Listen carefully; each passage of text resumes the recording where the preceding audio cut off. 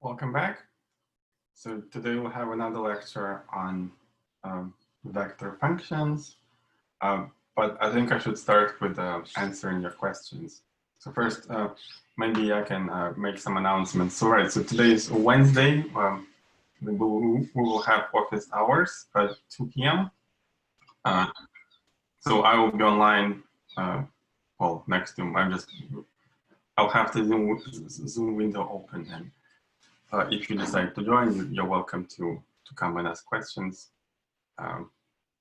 More than one person is welcome at any time. So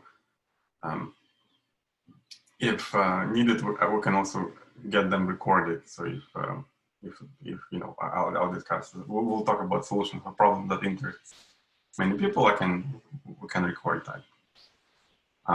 And tomorrow we'll have a quiz. So I encourage you to take it in your class time. So the first group at 10 a.m. group will have it from 11 to 12, and the second group will have it from 12 p.m. to 1 p.m. And people in different time zones will have it in their own time. So the logistics will be similar to the first quiz, and I'll just send an announcement. I think it worked pretty well for the first time. Any questions?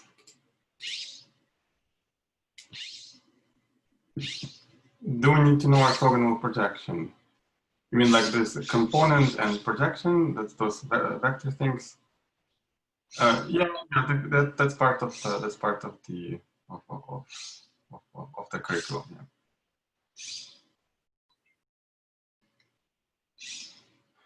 We'll get more homework for this week, considering we're going to start chapter 14. So we may not be able, we may not have time to start it. So as you can see from the syllabus, there are some gaps.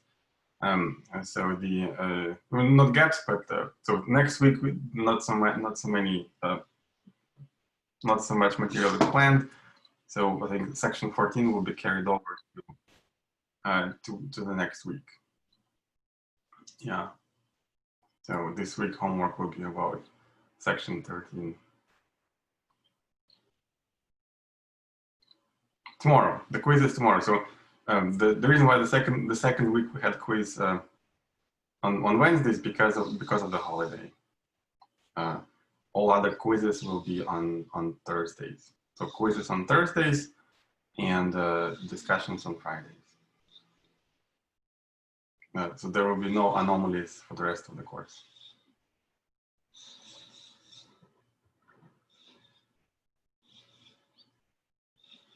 Yeah. Okay, so perhaps we can finish up this discussion of the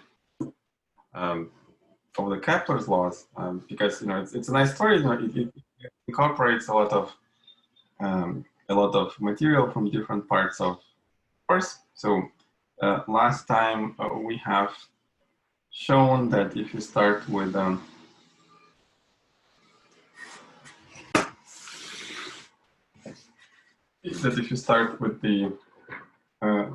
second Newton's law, equations of motion for a point for the point mass little m in the field of gravity of mass big M, then it exerts acceleration, which is given by this formula. So it's negative g Newton m over r cubed times r. And I remind you that the acceleration has two projections. So we typically, if you have a point particle moving on a trajectory, its acceleration can be divided into two parts, which naturally come as the tangent part and the normal part. And last time we have derived a convenient formula for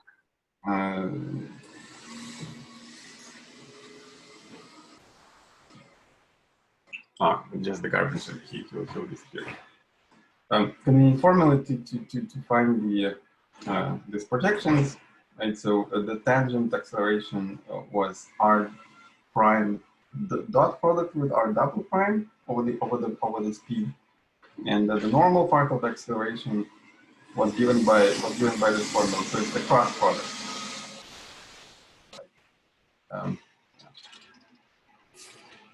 Now, in mechanics, acceleration is caused by force, right? So that's thanks to the second Newton's law. Therefore,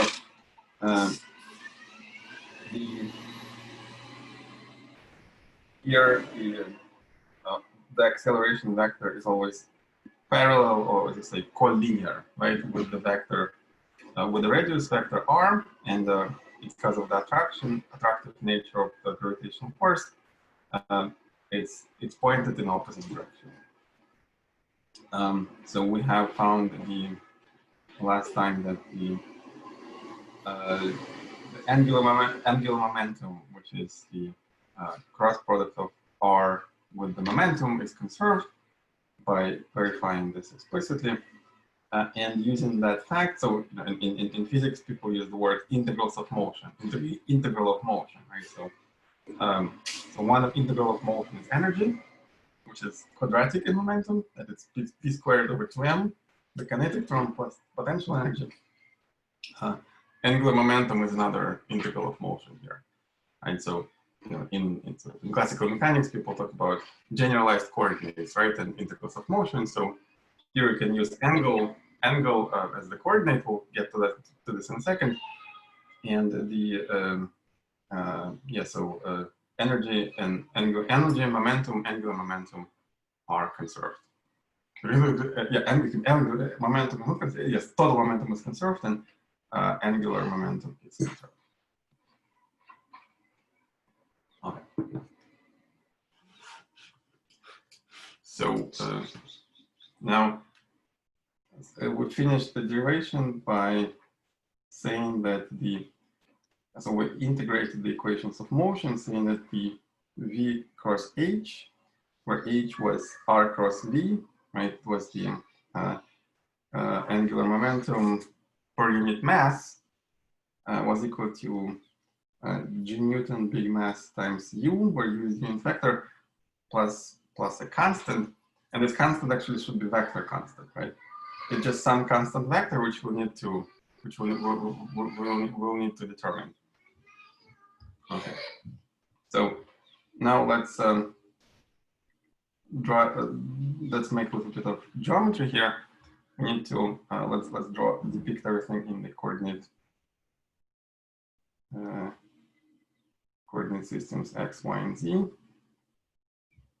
So we're going to switch to polar coordinates because it's a more useful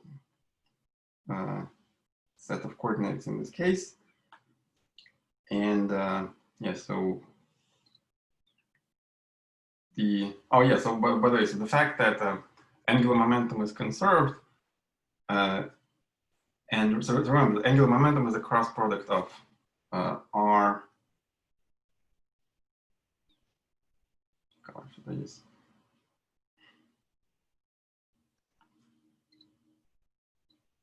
So here's the object here. This is this little m guy, and it's the radius vector r, and so it's moving on a trajectory like this. Now its velocity, and therefore its momentum, go in this direction. So since this h, or angular momentum, is actually, let me put v here. We don't need mass here. So I'm going to say it's v, right? So h,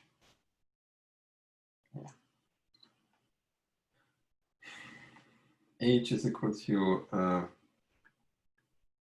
r cross v, and the fact that it's a constant, it's a vector constant, tells us that the motion is confined to one plane, xy plane in this case, right? Because this vector h, by the rules of vector multiplication, the vector h will go up in this set of coordinates, right?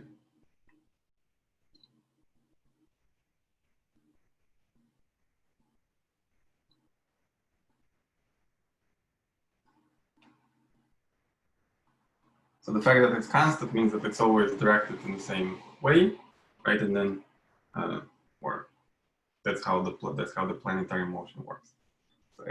So that tells you that motion is planar.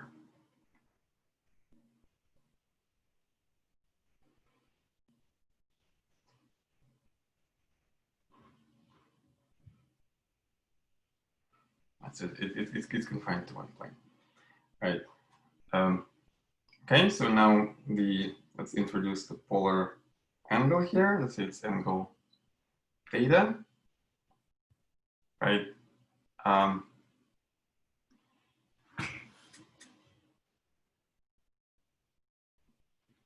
And we are free to pick so since C is a constant vector, right?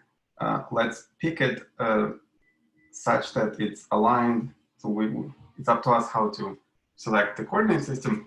So let's align vector C, that constant of integration, with the x-axis. So angle theta will be angle between vector C and the radius vector. Okay. Now let's look at this equation. Let's probably frame it. It's one of the it's the key equation. So we're going to continue from there. Right. So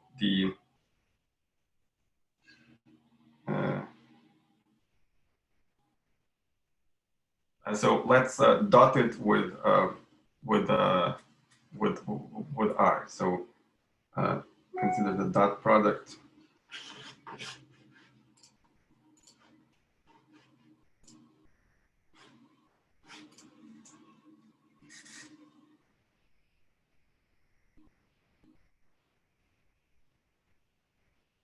With the radius vector.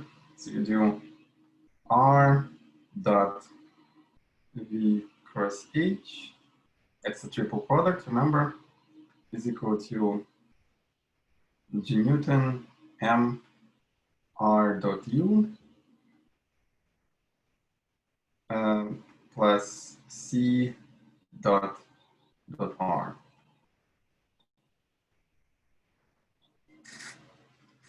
Right, so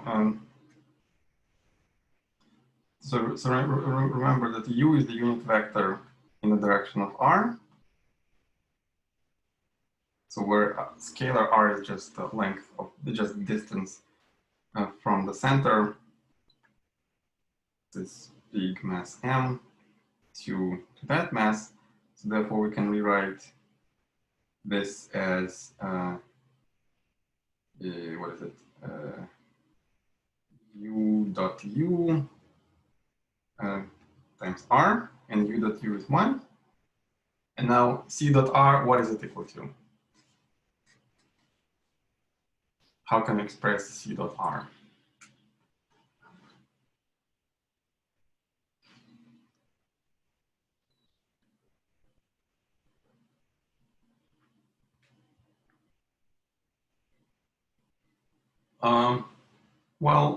It depends on, well, C is a constant and R is not, right? So R changes, right? So you have, so C is only part of the answer.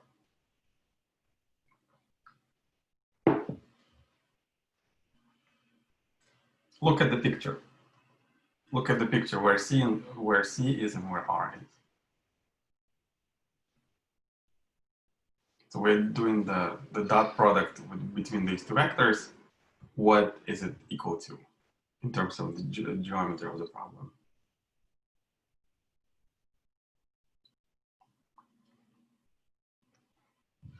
Yeah, absolutely, that's right. So this is equal to, well, C absolute value. I'm just going to write C, without the arrow, times R times cosine theta, and this is equal to 1. So we have G Newton M capital R plus CR cosine theta.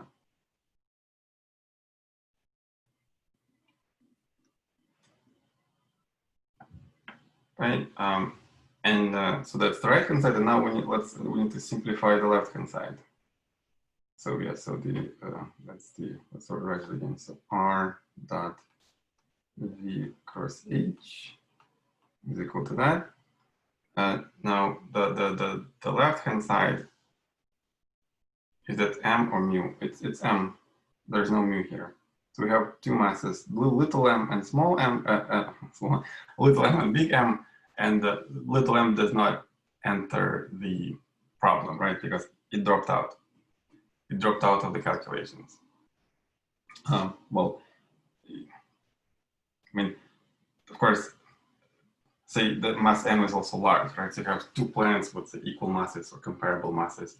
Then, of course, you cannot neglect it. But of course, what happens is that the planets will rotate around, will revolve around the common center of mass. And then instead of big M, you need to put some average of those masses, or some what is called reduced mass of this, like mm divided by m plus m. Okay, so the left hand side, so it's a triple product, and so we call it, you can write it as we did, so it's R, comma V, comma H, and we can make a secret permutation, H, comma R, comma V, which in turn is equal to, so it's H dot R cross V. R cross V by our definition is H. So that's equal to H absolute value squared, or we can call it little h squared.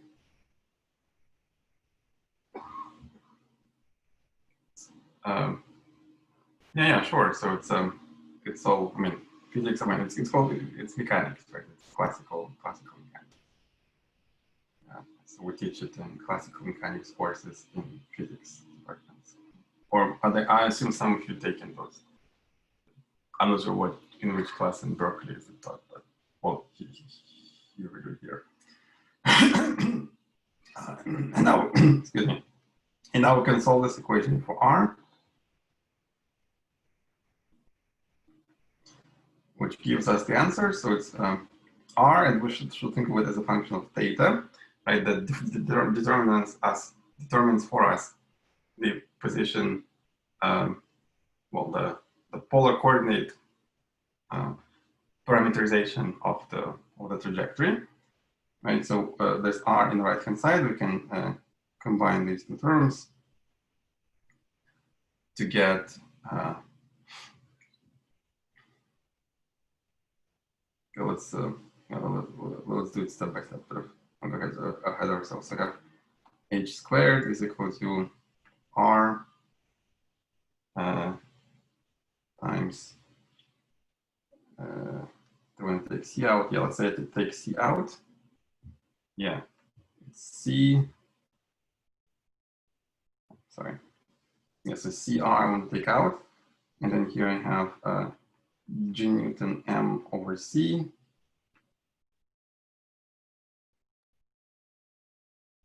I want to do it the other way around. How do I want to do it? Yeah, I want to do that the other way around. I'm sorry. Just to find connection with the quantities that we already have. So h squared is on the left, and on the right I take G Newton M R, and then here I have 1 plus C divided by G Newton M.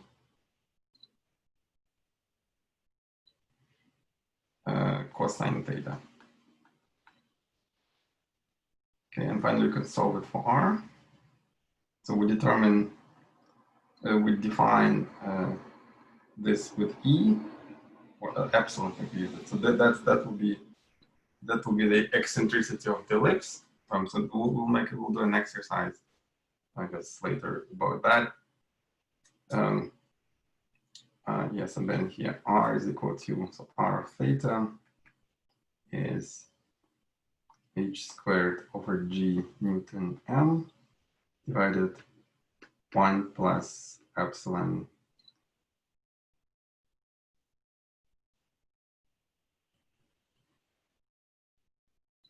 cosine theta.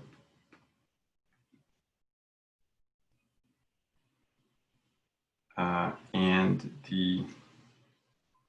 we can rewrite it again if you say this another formula. So r of theta is equal to epsilon times d divided by 1 plus epsilon times cosine theta, where we defined, that's the answer, where we defined the d to be equal to h squared over c. And so if epsilon here is, if epsilon is c over g Newton m, you can show that this is the case, right? You can then g Newton times m equals to c divided by sorry, yeah. So you can check. So epsilon times d is equal to c over g Newton m times h squared over c. So c cancels. So it's this way it's the same thing. Now, so claim that this is the polar coordinate presentation of all conic sections, right? So if epsilon, so now we have we can have epsilon bigger than 0. So if so then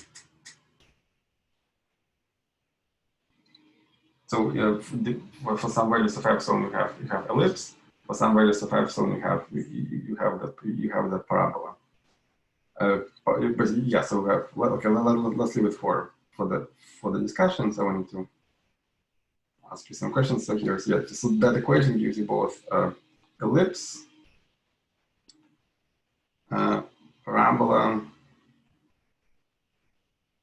and hyperbola.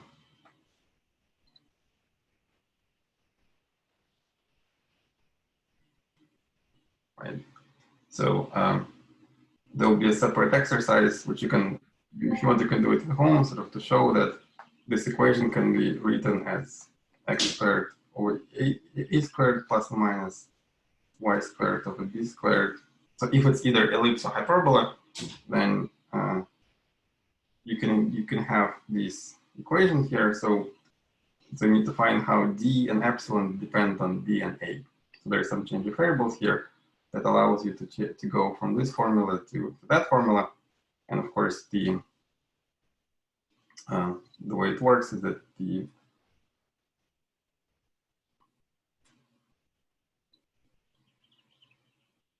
so let's say we take an ellipse. So if you draw ellipse in Cartesian coordinates, then it looks like this. So the geometric center of the ellipse is the origin, but of course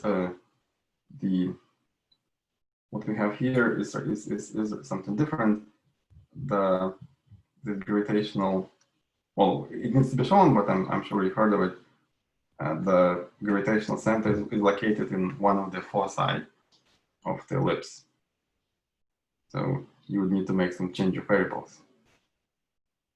And so you need to shift one of the axes, and then so that will be the polar angle theta. So that will leave as an exercise. Okay. Any questions?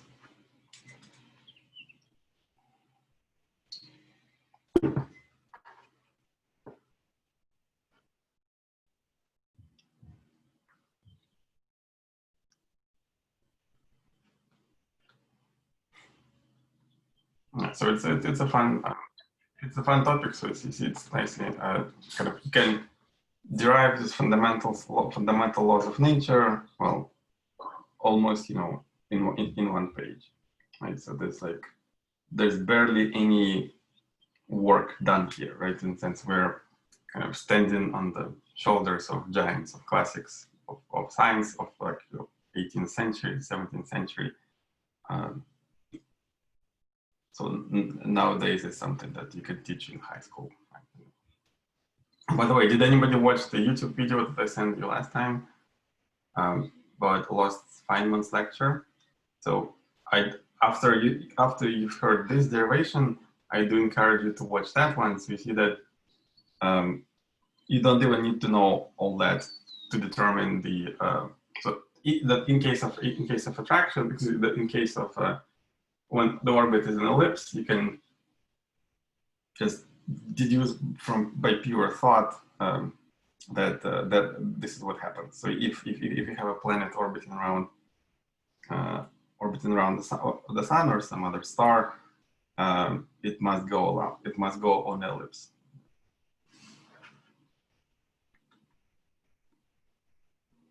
Okay. So I think yeah. So we have we can I think we can start. I can start answering your questions about any other problems that you had trouble with, or we can talk about anything else related to vector calculus, to this week's material.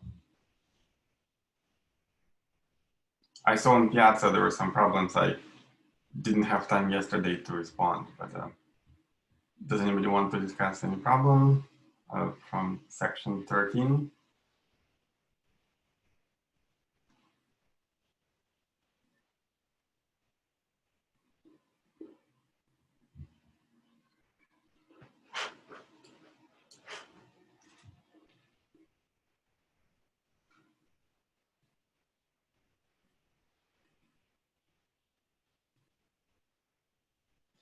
And also, some of you requested additional office hours. If you have a question about section 13, we can talk about it now.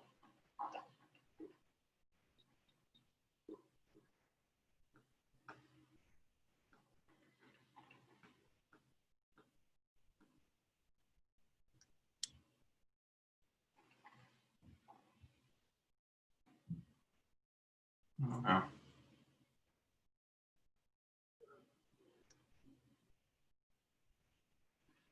So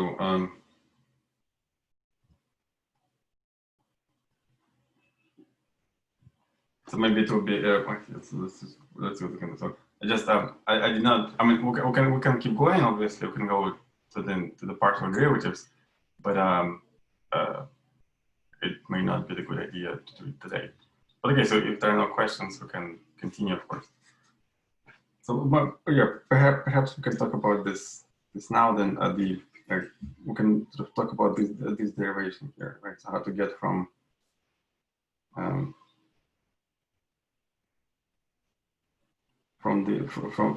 this equation to that equation. Right? So there's a I don't know, maybe we should actually leave it for discussion. Okay, yeah, I think we should leave it for discussion. So the so R of theta here is, you know, it's this vector, right? So then you need to remember the geometry of the ellipse a little bit, and then show that well, one equation becomes the other. So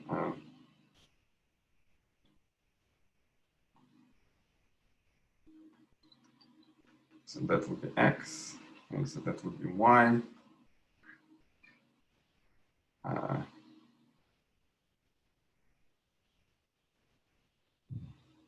Right, and this is c, the distance from the center of the coordinates to the focus. Right, and remember the eccentricity is equal to c divided by a. And so what you need to find is how that c is related to the parameter d here. Okay, good. I'm a bit surprised that there are no questions, though. Okay.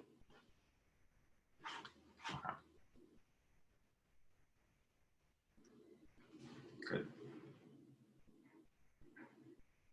So if not, then we'll move on. We'll move on to the the next chapter. Right, so it's the chapter 14. Partial derivative. I don't even know what I don't know yet. What is that? That refers to what? To the material of this week, or we just haven't started doing homework?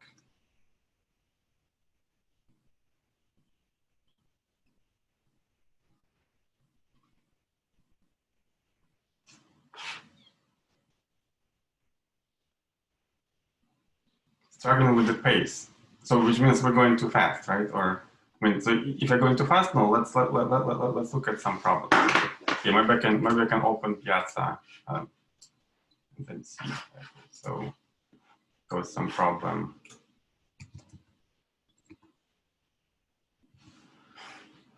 12.2 question 48. No, but that's previous one, right? So that's the.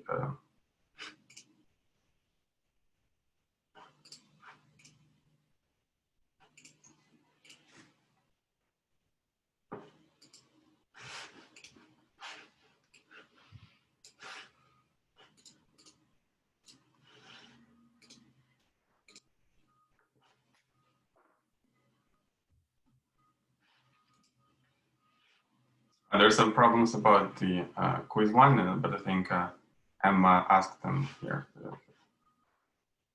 I don't yet see this. Don't yet see the questions from. Then maybe just look at a couple of. Okay, then let's do some of the areas thing, and then at least for the first hour today, I don't think we should move on. Now, one more comment here. So remember that I told you that the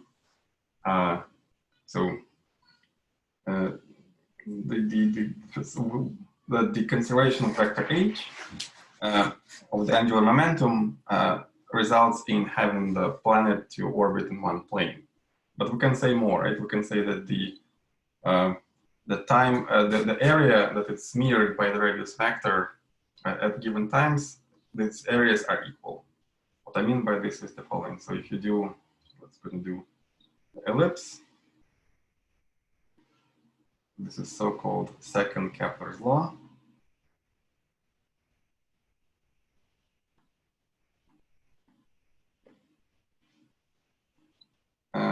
It says that if you have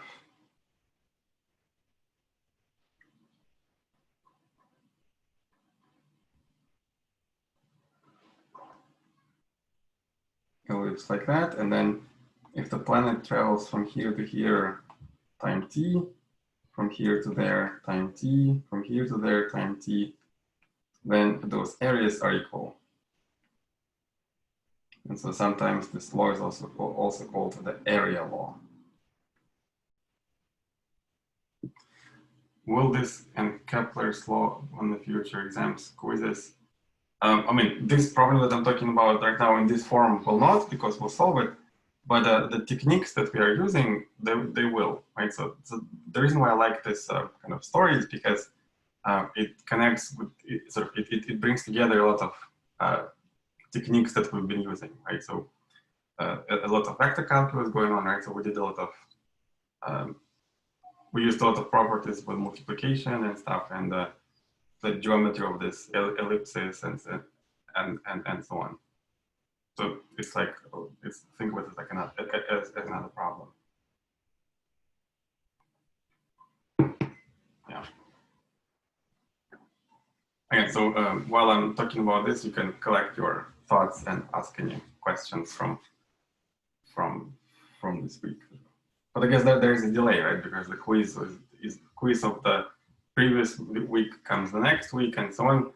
You may think you should not do the homework in time, but yeah, I mean, so the reason why I can open you a secret. So the reason why I do it this way, right? That where I get tested for the material that week, previous week and the next week, is because it's better to do the spacing when you learn a new material. It's better to space it a little bit, so this way your brain gets adjusted to the new material. It sinks in.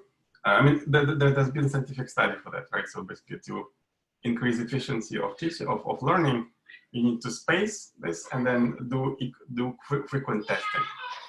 Right, so that's why we do tests every week, and then we have a little lag between the test and the lecture. Yeah. But that sort of implies that you actually do your work in the first week, so you would study the material here. Anyhow, so yeah. So remember that the areas in polar coordinates so that if you have a curve which is given by equation r of theta, right? So this area here, the differential, the small element of the area is equal to 1/2 r squared of theta d theta, right? So you have a point particle that's moving. Well, it's really kind of some small angle here, d theta, right?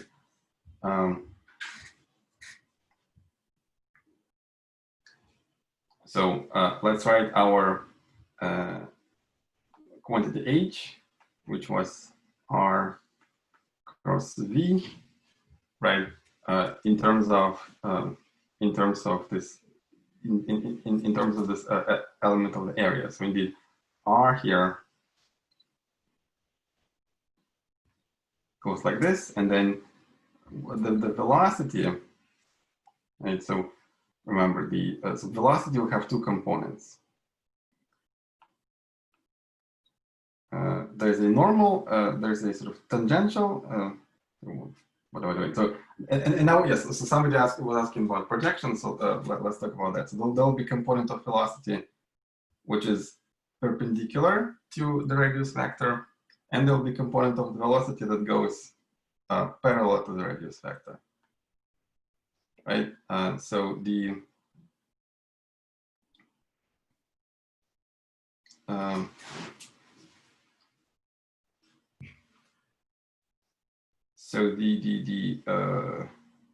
yes.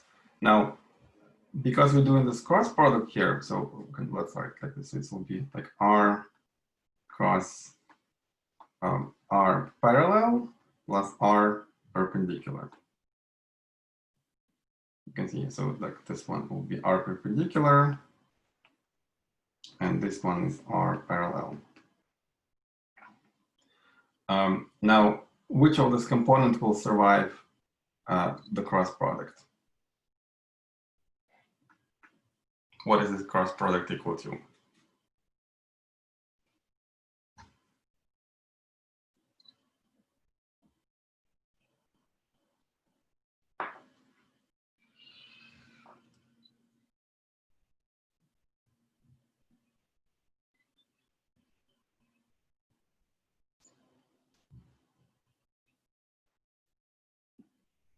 Yeah, that's right. Only perpendicular will survive because the parallel is makes a zero angle with the radius vector, and it will this will disappear. So it will be r cross r perp, and the product with r parallel will sorry, it's v. Excuse me. These are not radii; these are velocities. Okay. So that's when you speak, you write something different. Yeah, sorry for that. I meant velocities. Right, so that's velocity, so that's v perp, and that's v parallel. It's r cross v perp plus v parallel, and then that only gives you r cross v perp. So it's the motion that will that corresponds to this perpendicular. This is the perpendicular motion, right? Sort of the in tangential direction, right? So now, what is v perp then, right? So it only basically v perp only sort of, which means that the distance is fixed, right?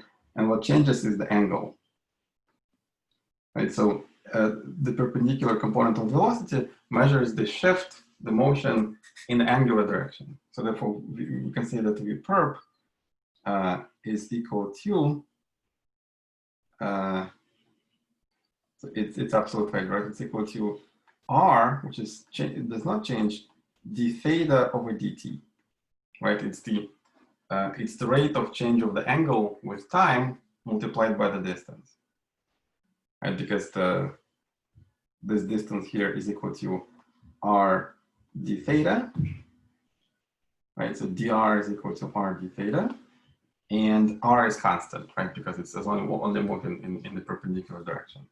So therefore, the velocity, which is dr over dt, would be R d theta, right? And of course, it's sort of it's in the direction well towards the turn, right? Now, then of course this cross product will be, as we know, directed upwards, right? It will be a it will go along well, in the picture that we had, it will go along the z direction along vector k, and it will multiply R times this, right? Times R d theta over dt, and so it's equal to R squared d theta over dt times k. Okay, so that's what our that's how angular momentum can be presented. Why are you omitting vector notation for R? So no, I'm not omitting vector notation for R. So the in this formula for V perp or here. So both, yeah, good. So the well, let's write it then. So let's put some vectors. So the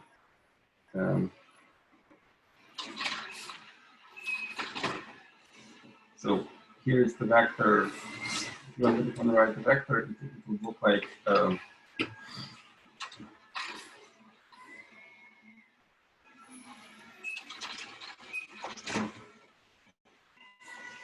so let's use the same notation. So this is vector u. U is the unit vector in r direction, right? So u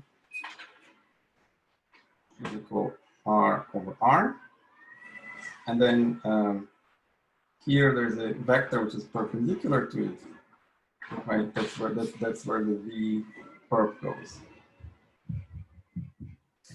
right? So if you wish, you can write it as so it's a vector that is that goes by 90 degrees, right? So I mean it changes all the time, right? But it's always at 90 degrees to the radius vector. So if you want, you can give it a name, right? So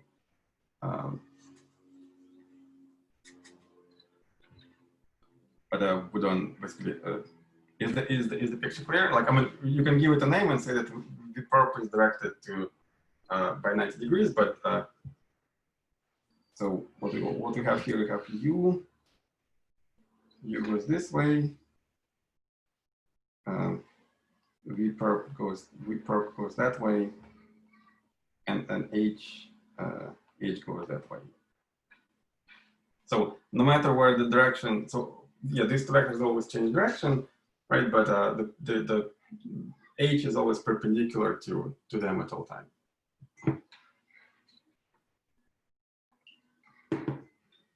And when we calculate the cross product, it's only non-zero component will be along the vector k in the vertical direction.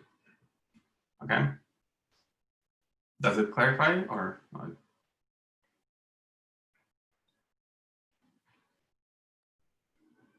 Kind. So like it's like if you have a particle moving on a circle, right? What will be this the case, right? So there's a radius vector r, and then there's vector v. So yeah, so what I'm doing here, this is the absolute value of v perp. Yeah. So the direction always changes, right?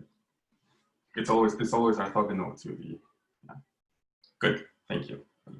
Right. So then we get that. So h is equal to this.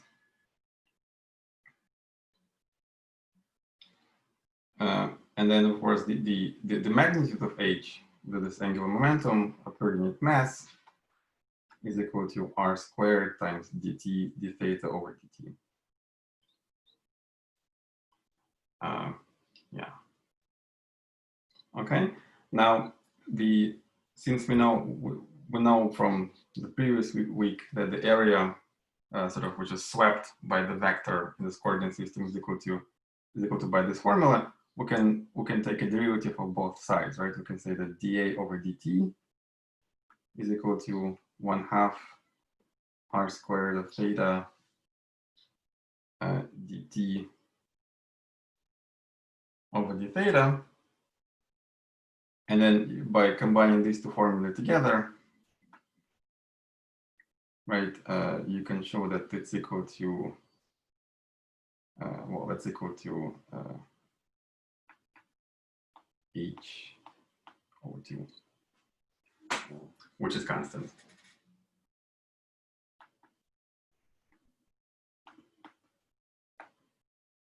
And so the rate of change of area, which is swept by the radius factor, is determined by the angular momentum.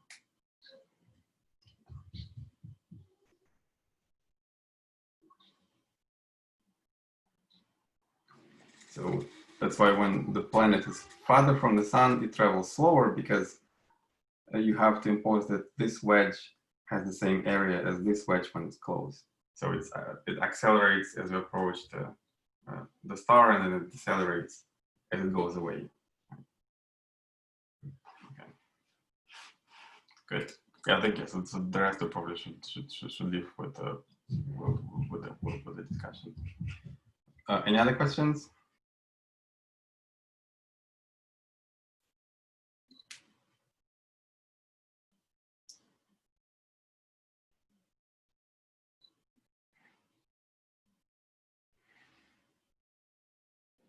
Okay. Good. So I think it's maybe time to make a quick break, and then we'll reconvene in 5 minutes.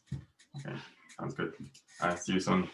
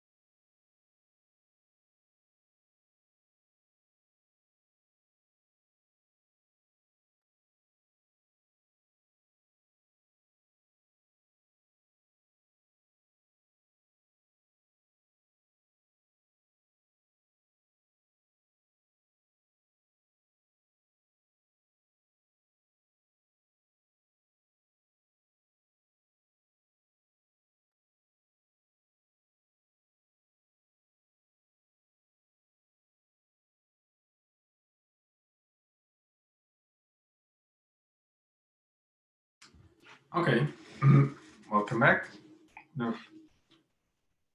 So we have talked about this second Kepler's law.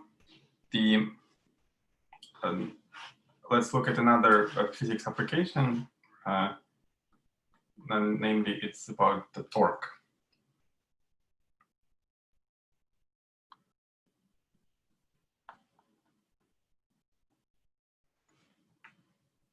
So, well, the same. So the torque is the following quantity. It's called tau, and it's equal to the cross product of the radius vector times the force, which is applied to the body. So here's this is the angular analog of F equals ma equation.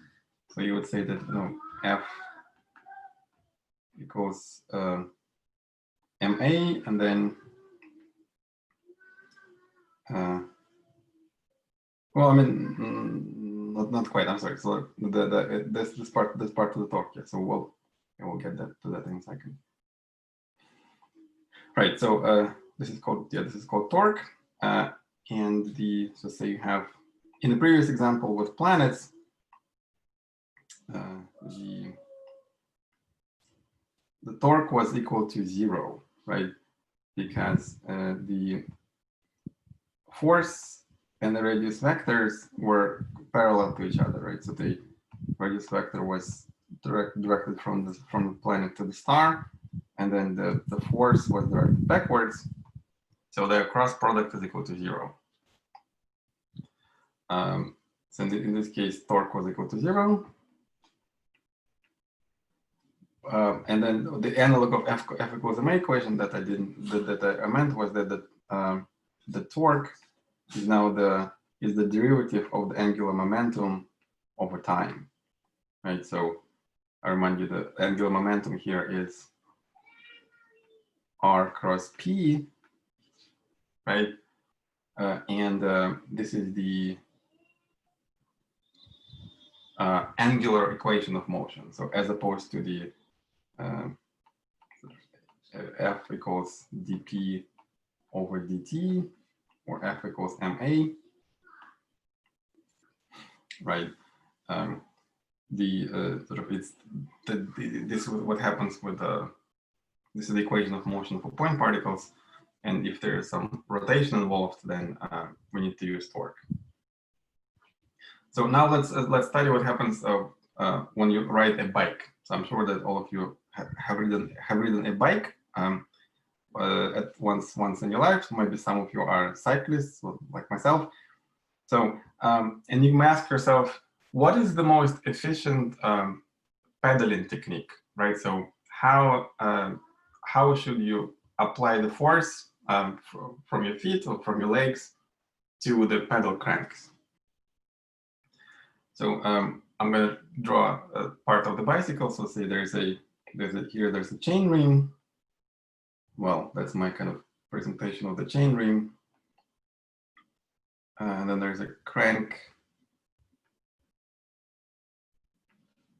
I'll draw it horizontally first. So you start pedaling when the crank arm is horizontal, right? And then you put your foot on a pedal.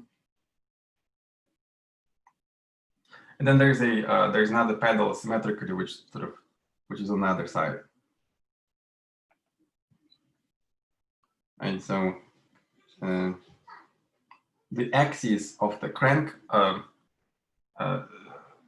axis of rotation of the gear of this is it goes there inside the picture, right? It's A. Let's call it A. Then the radius vector from the axis of rotation to the place where you apply force is R. And let's say you apply the force down here, like that. Right. So now, because the torque is equal to R cross F, right?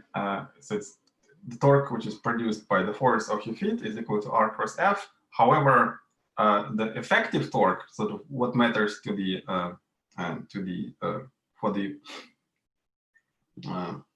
what pushes the bike forward, right? What moves us forward. The way it works, there's a chain here, like this, that connects to the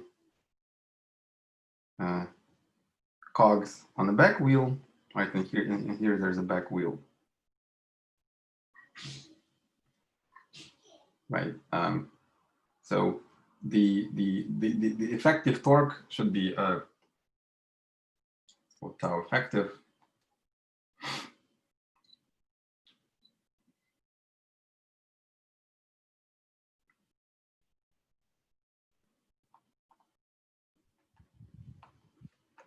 Is equal to tau dot a.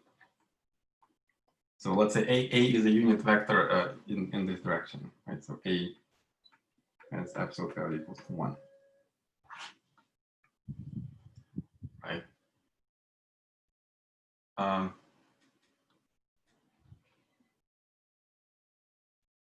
So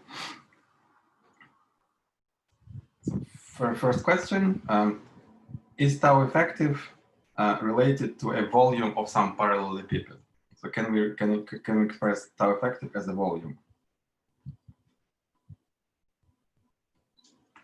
And if we can, what is the parallelepiped to which of volume of which we are calculating?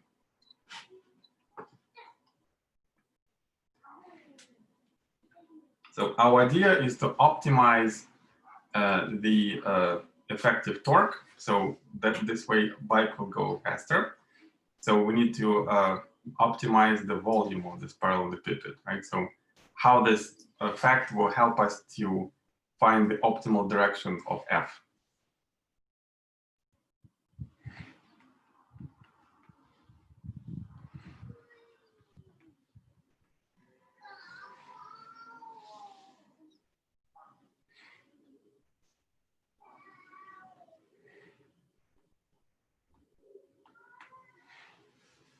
In other words, how should you pedal, right? So should you always kind of push the pedal down, push the crank down, or should you always do something different?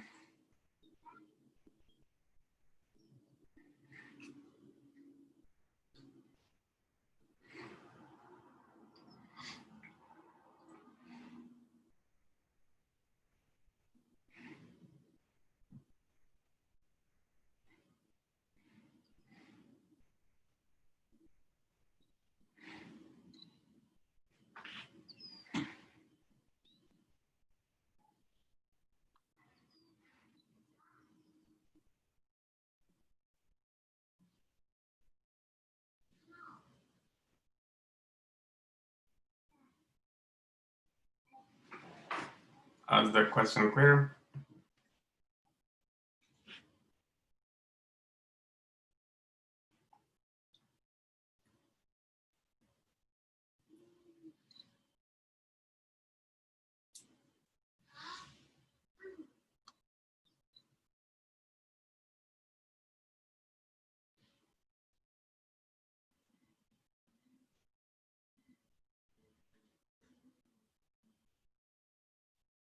That's right. So dot apply force perpendicular to the pedal. So Han is saying so if you apply perpendicular to the pedal at all times, right? So if you do it, if it's in the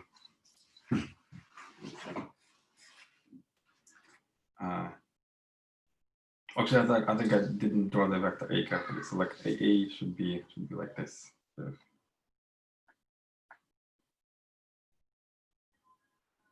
right. So the yeah. So that's right. So you can get the because this is the tau effective is equal to A dot R cross F, right? Which is a triple product. It's the ARF. So it's the volume of the parallelepiped that is built by these three vectors, right? So and then to maximize the volume, we need to do what? So let's say so everything is fixed, right? So the value of the force is fixed, so we can only change the direction of the force. So indeed, so if you apply the force always perpendicular to the pedal, then this will maximize the effort.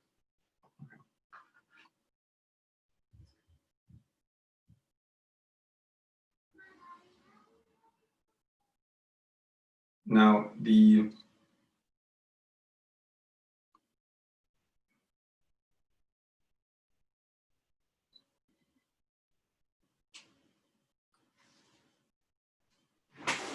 so, but perhaps maybe we should kind of leave the rest for the discussion. So it's kind of I do want that everybody will be present.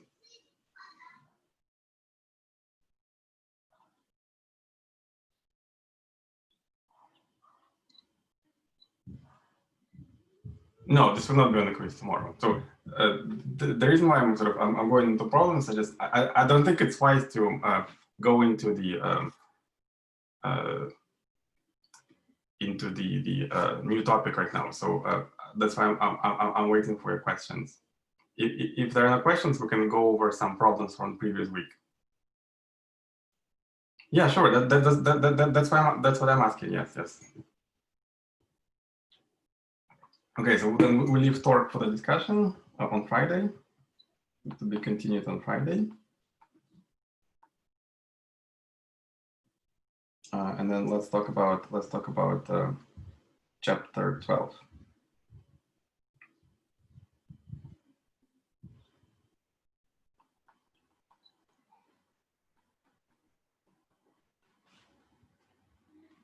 Okay, good.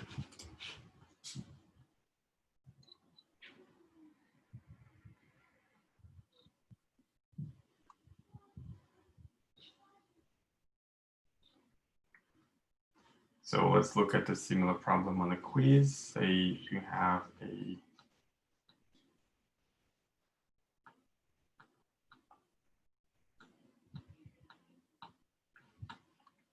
a tangent line, right? Sort of the say find the tangent vector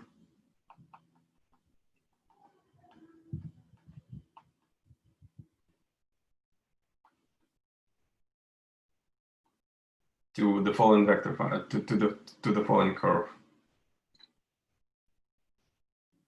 Say R of t is equal to 1 plus cosine t I plus 2 plus sine t j plus e to the t k. At point t is equal to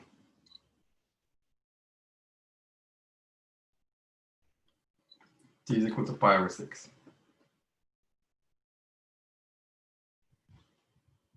Okay.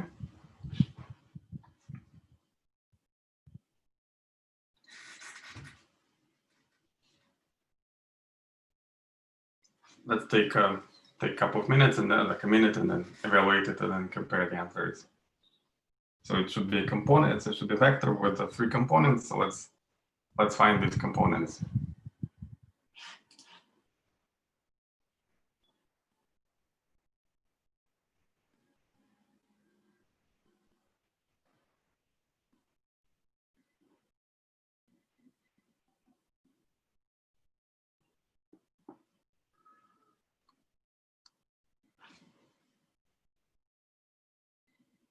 Like this, yes. It's 1 plus cosine t, 2 plus sine t, times j plus e to the t times k.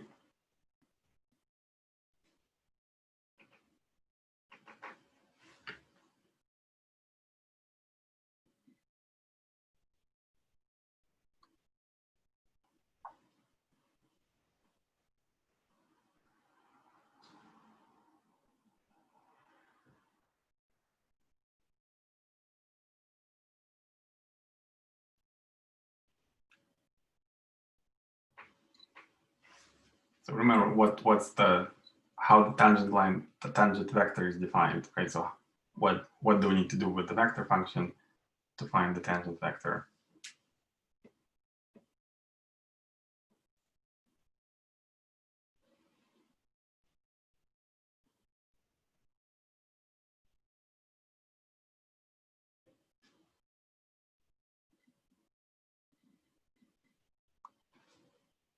It's a 2.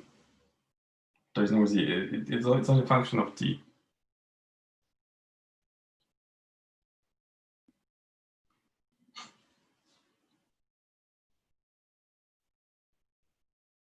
Yeah, sure. So we'll do the derivative. It's a very simple exercise, right? So we do r prime of t, and so we get so it's a vector with components minus sine t, cosine t, exponential e to the t, right? And if you want to evaluate it at t is equal to pi over 6, right? So that will give us minus 1/2 root 3 over 2, and exponential to pi over 6.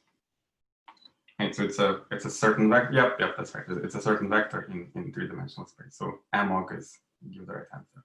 Yeah. Okay. So tangent line indeed is just the derivative of the vector function. Now let's talk about this derivative in more detail. So say now let's focus in 2 dimensions. So say we have a vector function r of t, which is equal to f of t with components f of t and g of t. Now,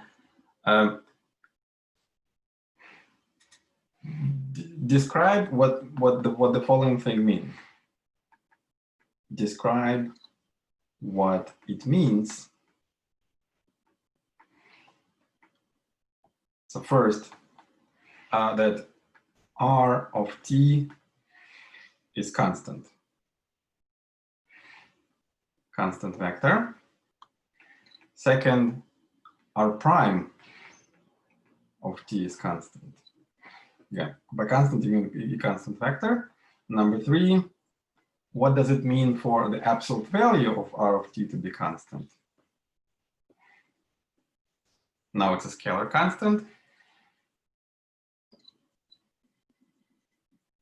And then 4, what does it mean for the derivative r of t to be constant?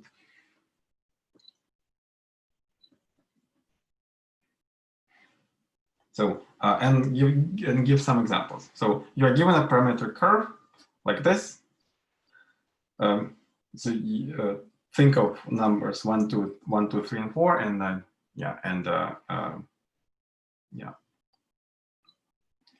By describe, I mean, how would the curve behave? Like, what would it do? You don't have to start with the first one. We can do this in different order. Just make it a bit bigger. Folks may not see things.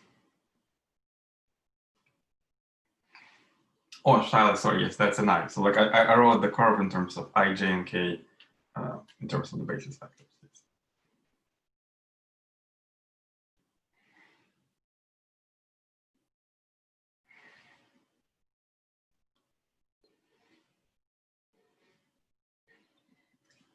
Right.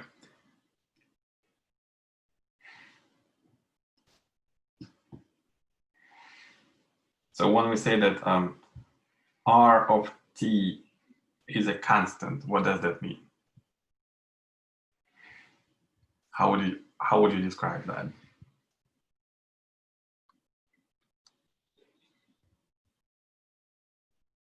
Some point at all t, yes, absolutely. So it's amok if you can send it to everybody. This way I don't have to repeat the question. Yeah, so amok is saying that it's yeah, good. So the indeed, so if you draw, well, there's a two-dimensional dimension. So if you say that r is constant,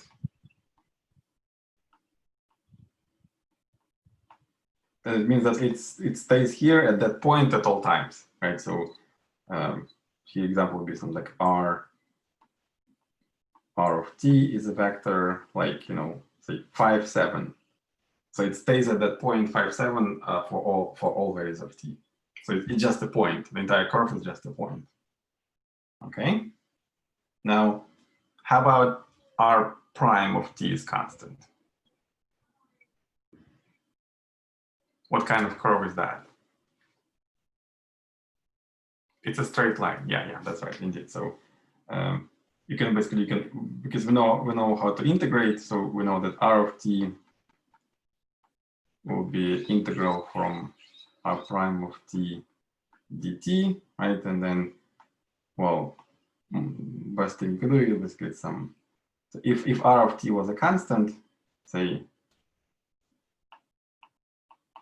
r of t was a vector with coordinates a and b, then it will be at plus alpha bt plus beta for some constants alpha and beta. So it's a straight line,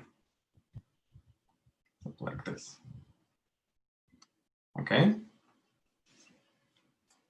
What about absolute value of r equals constant?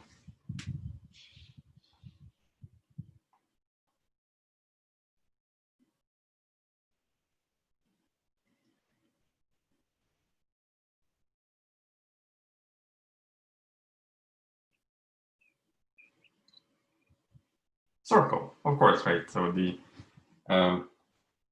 because, well, basically it more or less comes from the definition, because absolute value of r is equal to square root of x squared of t plus y squared of t. And if I say this is a constant, let's call this constant r. It simply means that the r squared plus y squared is equal to r. And so, of course, by construction, this constant has to be squared. By construction, this constant has to be positive, because absolute value is positive. Okay, and finally, how about the absolute value of the derivative is constant? So we know that, again, vector r prime of t has some components. It's some, a of t, b of t, and the absolute value is constant. Meaning that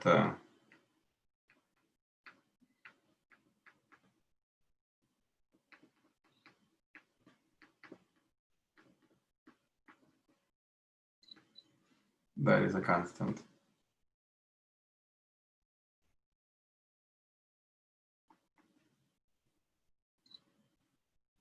How would you describe this curve?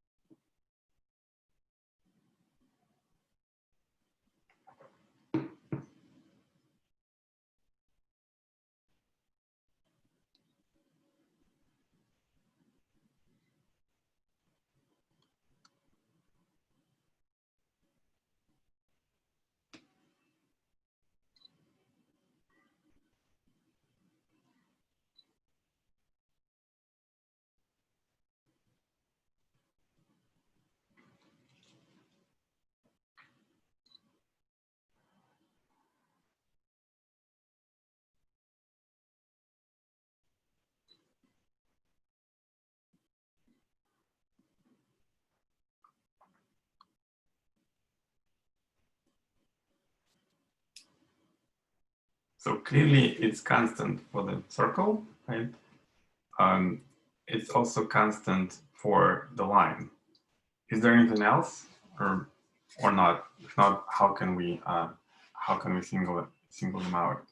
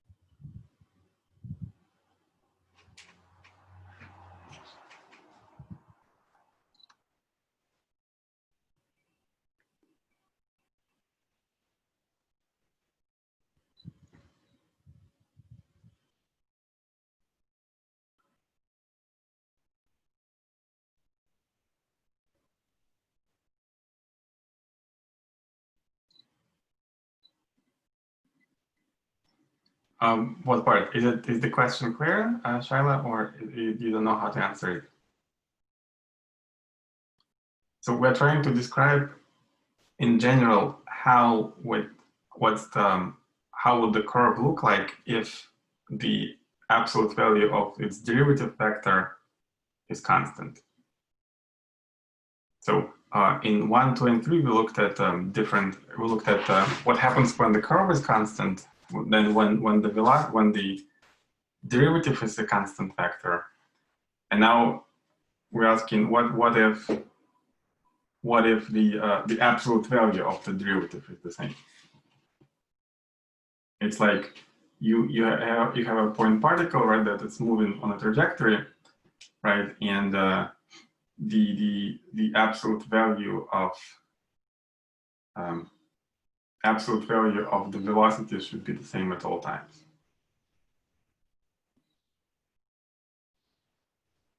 So it's really, yeah. Concavity? No, concavity is related to the second derivative. We don't talk about second derivative yet. Do you want to say it's a plane? Don't quite follow. So we're talking about a curve. So curve is something one-dimensional inside the plane. Ah, okay, good. So yeah, so Charlie is raising a good point. So the well, acceleration actually doesn't have to be 0, does it? Right?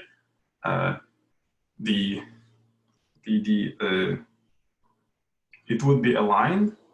It's a circle again. Good. So if you combine Cameron and Lay's answers, right?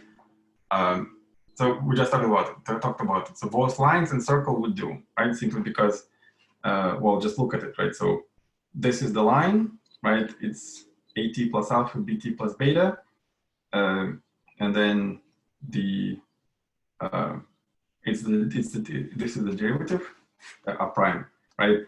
And I'm sorry, that was another one. So the derivative would be just, well, basically for the line it works, right? Because the derivative is constant.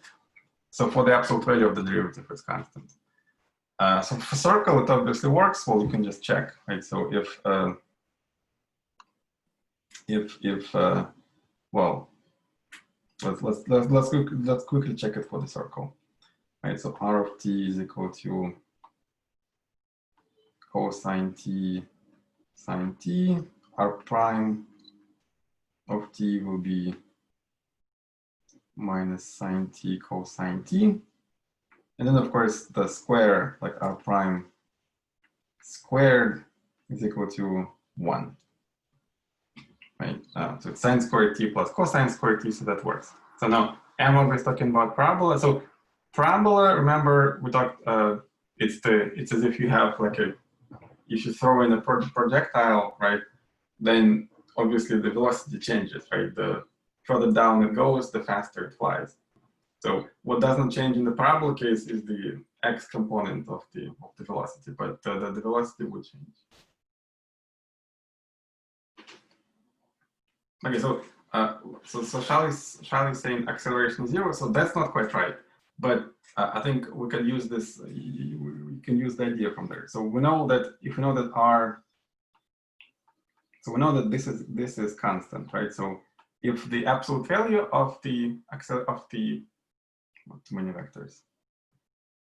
If the absolute value of this derivative is constant, then so does the square, right? So this is equal to some constant c, let's call it. So remember when we did a dot product, right? So we can say that so the absolute value of a vector is the vector dotted with itself, right? So it will be R prime dot with itself. So this is equal to the constant. Okay. And now we can well we can calculate the derivative, right? So 0 would be equal to what?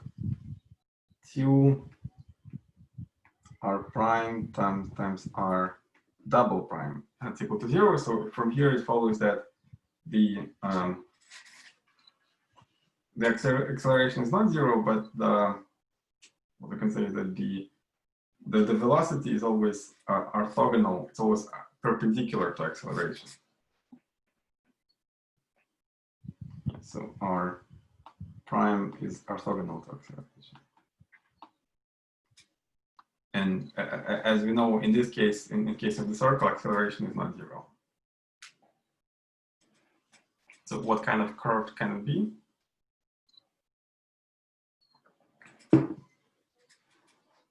In other words, can there be anything except the circle and a straight line?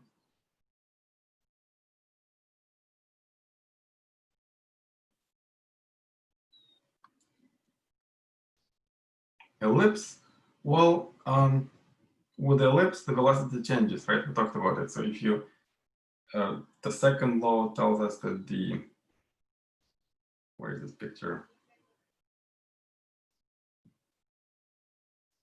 The area law tells us that the planet travels faster near the perihelion, near the planet. So here, velocity is bigger than there, than far away.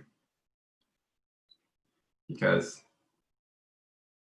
for these areas to be equal, the planet has to travel slower when it's far away than when it's close.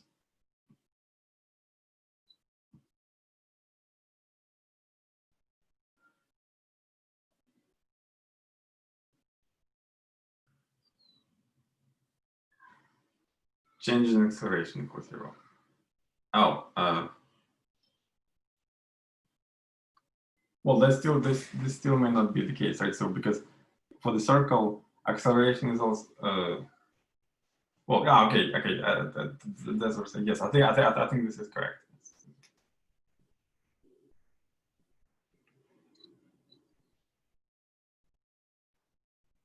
Single point also works, right? So as Juan is saying, the yeah, absolutely. So it's yeah.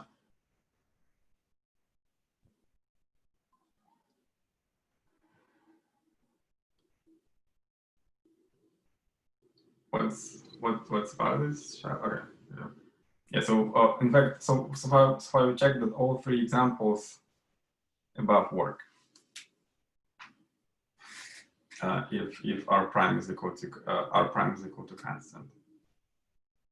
In other words, if the point just stays there, the velocity is equal to 0.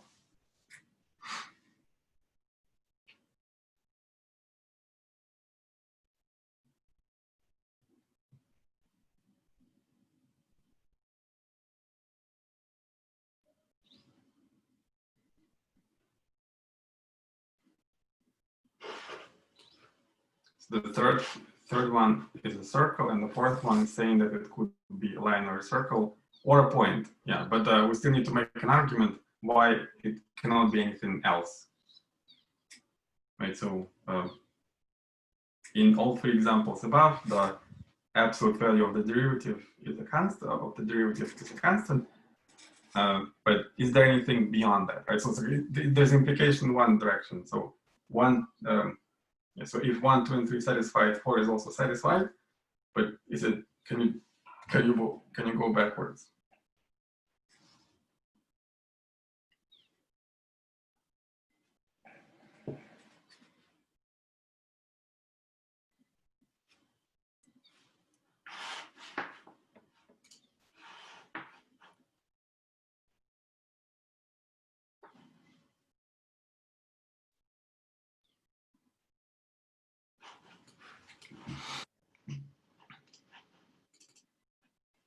Okay, so if you want, I can leave it in suspense. You can tell me the answer tomorrow.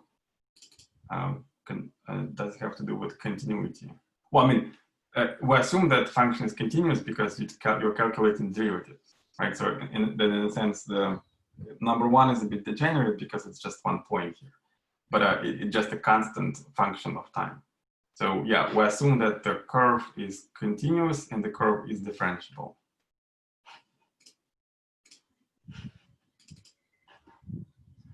Okay, so I hope the question is clear. So let's keep it on the back of our minds.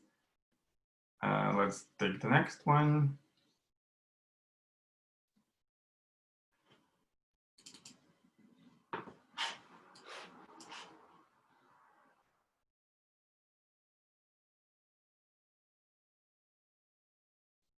Okay.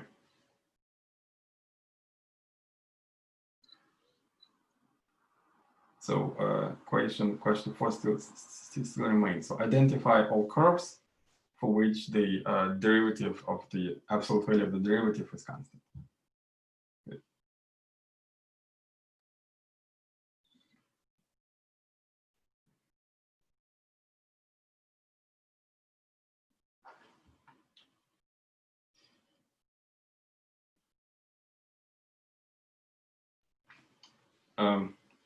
So next example, sort of a practice problem. Find equation for the plane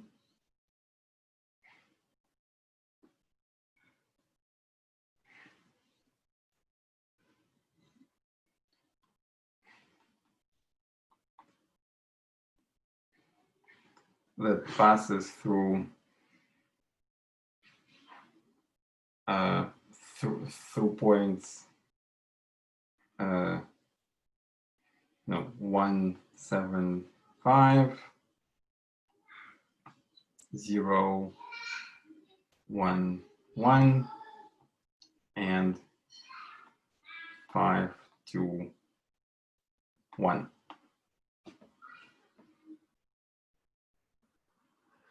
Right, so through every 3 points, you can draw a plane. Let's recall how this construction is done. So remember, to specify a plane, we need to know well, one point to which it anchored to, and the normal vector to that plane.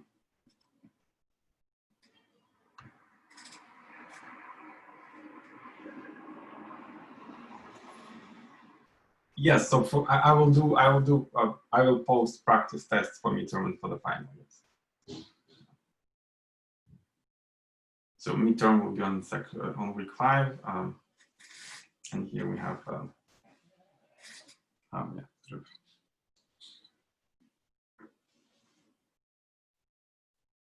So let's recall how we do it, right? So if we have a plane with 3 points in it, so there's a way we can make let's call them A, B, C.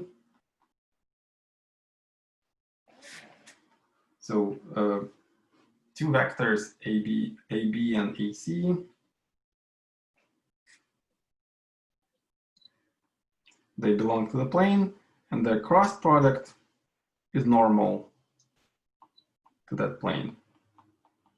Well, I draw it the way it's AC cross AB, so that will be our normal vector.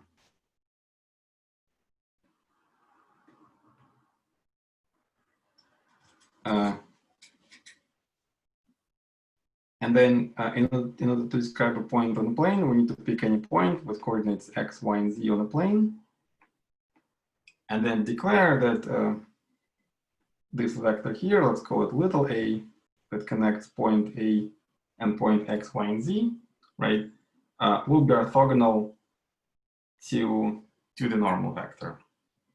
And so step 1, we calculate the normal vector, which in this case will be what? I, j, k. So I want to do, this is A, this is B, this is C.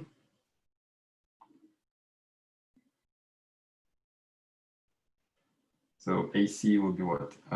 4 minus 5 minus 4. I'm subtracting coordinates of C, coordinates of A from coordinates of C. And AB is equal to minus 1 minus 6 minus 4. And so that will give us 20 minus 24, so it's minus 4. Then it's 4 plus 14, that's 20. And then it's a minus 24 minus 5. And it's minus 29. And that's component of the vector m. Check if I haven't made any mistake. And step 2,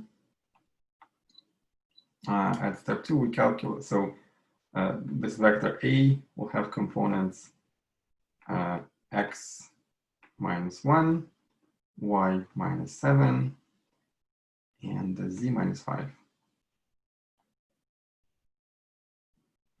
And finally, the plane is defined by equation n dot a is equal to 0, which in these conditions reads as minus 4 times x minus 1 plus 20y minus 7 minus 29 times z minus 5 is equal to 0. Or you can open up the parentheses to write it in the standard form. So it's minus 4x plus 20y minus 29z. And then you just collect the coefficient, which is what it's plus 4 minus 140. We put a big number and plus 145. It's not that big, right? So is equal to 0. So this number is 9.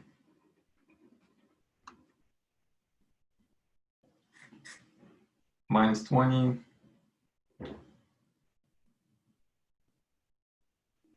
Oh yeah, I think you're right. I think I forgot the sign.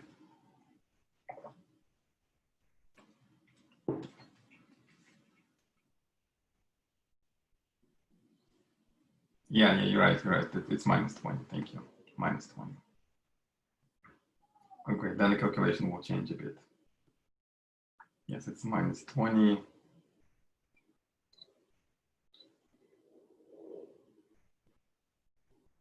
So it's going to be plus.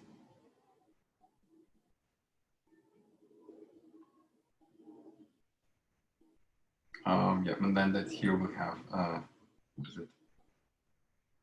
289.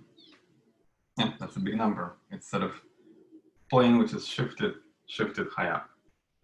Oh, the when you do the j component, remember you do this minus.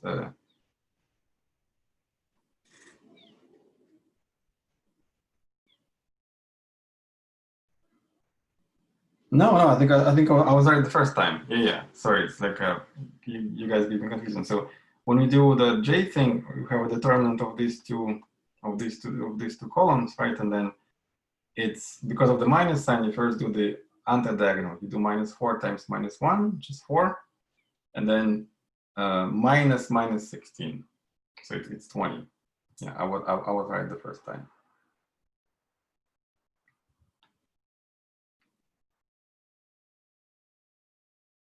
Yeah. 9. And here we have the minus. Good. Yes, sorry for the confusion. So Hannah, do you agree? Yeah, good, thank you. Right, here's that. Well, let's look at maybe one more. So right, so basically, yeah, that's right. Right, so this is the equation for the plane. Then, remember we have an equation for the parametric lines, right? So how we define a parametric line?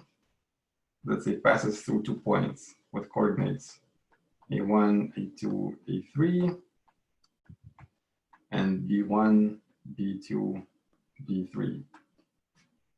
How can we write the equation of the line? Good question. So what if the points are collinear? Then there are infinitely many answers, right? So that's what Amok is saying. Take 3 points that are on one line. Then there are infinitely many planes that you can draw. Right? You can do this plane. You can have that plane, and basically any angle that it makes there. Yeah. So it is true that through any 3 points in space, at least one plane passes through. Right. So in terms of linear algebra, then when you solve the corresponding systems of linear equations, it will have one free variable. Right. So its echelon form will have the last row will be 0, 0, 0, 0. Yeah. Good. So now let's do the parametric line that connects the 3 points. So we need to describe a point somewhere here. So that we need to find the R of t at any point. So the vectors are linearly dependent if it's collinear. Correct. And the cross product will be 0. So it's not going to help you to find the normal, right? And that's why you can pick any normal. In the sense that so remember we talked about this in the second week. So I think I mentioned in passing that a 0 vector is orthogonal to any vector. So if these 3 points are collinear, so you say you have this vector here and then that vector there, you take cross product of these 2 vectors and you get 0. Well, it's still normal. It's still orthogonal to both 2 vectors. It just, this information doesn't help you because it doesn't give you any direction. But it means that you can pick any direction that you like.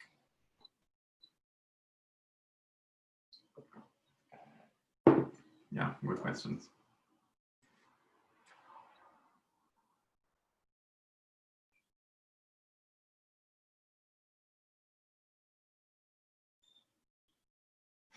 So if we're done with this, let's write the equation for the line. So it's a parametric equation for the line in space. Since we have a few minutes, can you recommend some last-minute problems or important topics? Well, so basically it's everything that was in section 12. So I can tell you what the problems will be. So first, there will be, okay, maybe I can just write it down, and then yes, if you have time, you can show up on office hours. So we'll have what? So first, there will be a problem to calculate cross products, dot products, and triple products of some given vectors. Just to do the brute force calculation. That's why I'm telling you what the quiz will look like. So second problem will be to find the volume of the parallelepiped.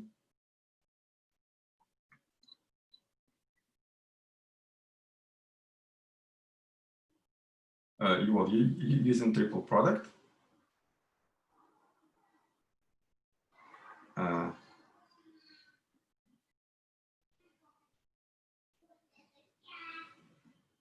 Okay, then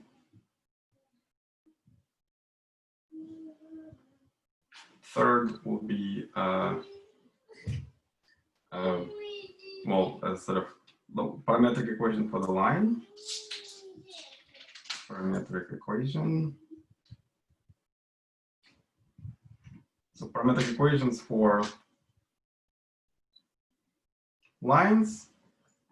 Then there will be a question that we just did, the equation for the plane.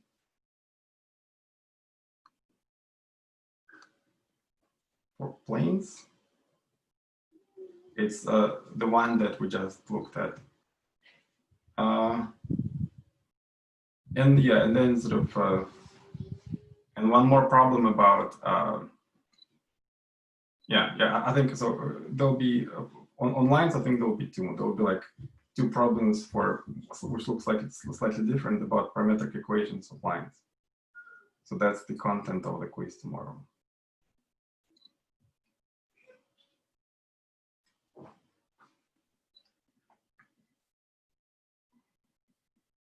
Well, I mean, I'll give you 2 vectors, you calculate the cross product. I'll give you 3 vectors, you calculate the triple product. That's it. It's like a 5-second exercise.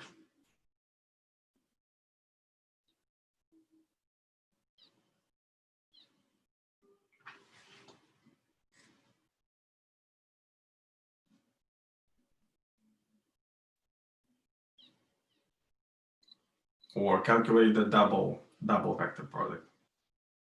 We have a schedule for future office hours other than today's coming soon.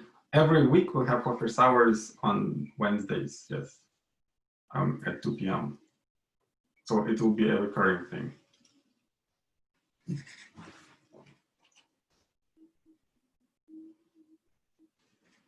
Okay, so we have a couple of minutes left. Can you tell me the equation?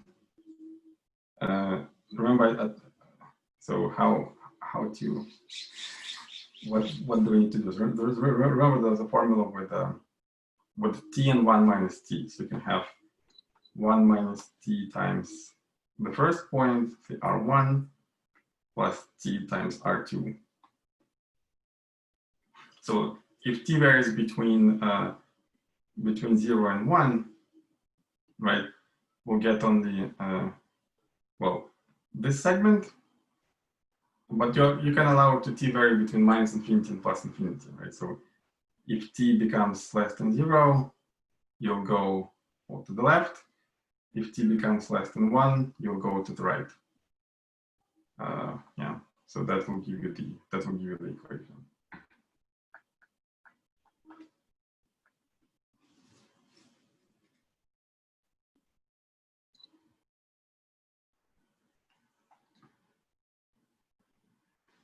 So where t is equal to any value.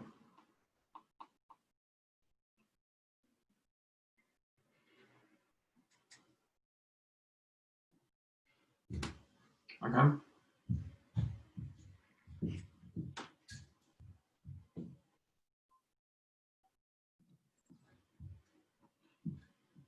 So yeah, we're going to just look through the homework number 2. So I encourage that you do all the problems there.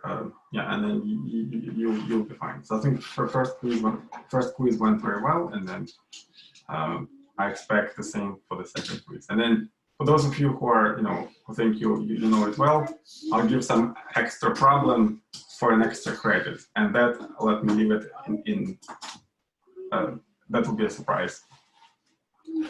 Yes, there will be a bonus problem for those of you who have time.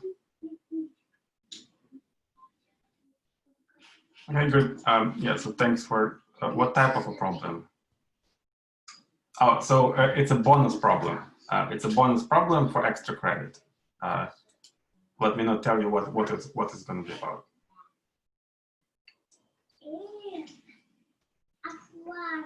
Okay, great. So that's it for today. So I hope it was fun. We'll see you tomorrow then. Thanks. Bye.